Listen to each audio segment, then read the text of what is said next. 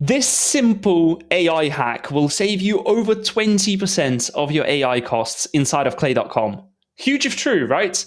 And throughout this video, as you can imagine, I'll be talking about cached inputs, what they are, how you can use them inside of Clay.com, and how you can finally save 20% of your AI costs so that you can finally buy my Unlock Clay course. Just kidding, of course. Anyways, for the purpose of this video, I'll just give you a quick high-level overview of what cached inputs are. And before that, a quick disclaimer, all credit for this idea goes to Eric Nowoslawski. He did a good video on cached inputs. However, I found myself Googling after that video what they are, how to actually apply that knowledge inside of Clay.com. So I had to do some digging, and I just thought to share what I learned throughout that.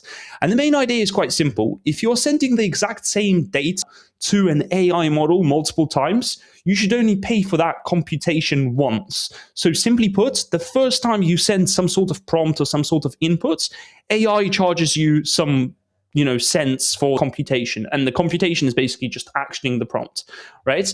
But the second time, when you send the exact same input, AI should be able to just look up the past computation, aka it should look up its own storage and, past knowledge, and it shouldn't charge you for the same computation twice. So you can tap into the past knowledge instead of rerunning the model and that costing you a lot of money.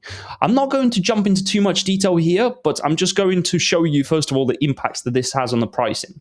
So as Eric already pointed out in his video, which was great, I'll link it down below, by the way, in the description if you want to check that out as well. But essentially, over here, you can see a normal input will cost you $1.75 per input. In this case, it's 10 times cheaper to use cached inputs instead, right? So it's 10 times cheaper, more than 20% that I mentioned to get your attention at the start of the video, right? So that's that.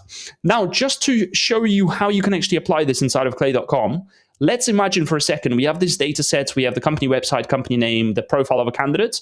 And in this case, we first want to qualify if the company is a good fit for our services. And then finally, we want to qualify if that person is a good fit for our services, right? If whatever we're selling them.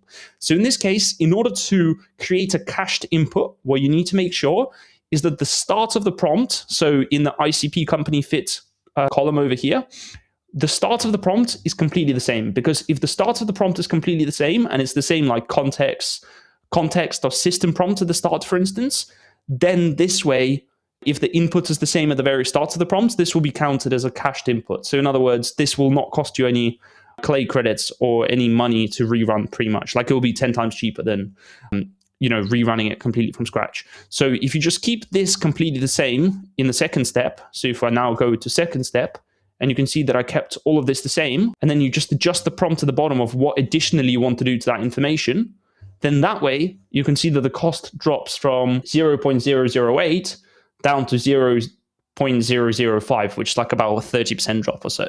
So that's the main idea. I also recommend, I'll link 2 videos down below that explain this in super nerdy technical detail as well that I watched on cached inputs. But the main gist of it, as far as I learned from all of this, is that you basically just need to not change a single character between the enrichments. So in the first enrichment, if you're giving it this system and context prompt, for instance, copy and paste it word for word without a single character difference into the second prompt. And then that way you can look up its past knowledge and just basically not rip you off and charge you, an absolute fortune.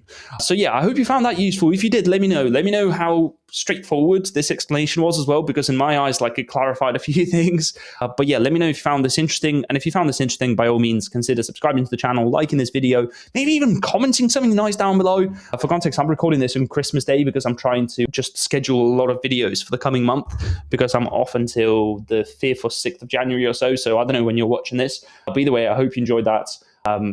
Either way, I'll see you in the next video. Have a great year ahead. If I haven't said happy holidays and all that stuff, of course, it's probably a bit too late because you're probably watching that in January. But anyways, I hope you smash 2026. I hope you subscribe to the channel and you use Clay to its full potential. And yeah, shout out to Unlock Clay as well. Check that out. I'll link it down below. Anyways, I'll see you in the next video. Have a good one. Cheers.